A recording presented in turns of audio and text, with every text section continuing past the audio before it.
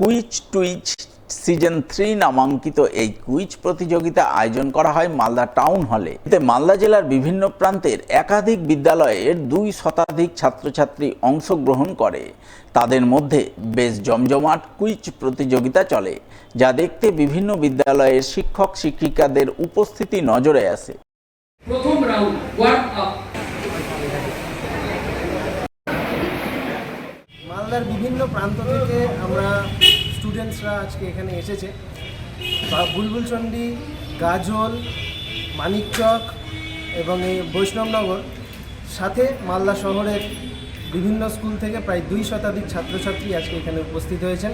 সাথে শিক্ষক শিক্ষিকারাও এসেছেন এইখানে।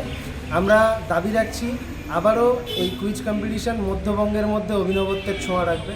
বৃহত্তর কুইজ কম্পিটিশান আমরা ইতিমধ্যেই সাড়া ফেলতে পেরেছি, তাই জন্য আমরা গর্বিত। আর ধন্যবাদ জানাই সকলকে যারা আমাদের এই ডাকে সাড়া দিয়েছে।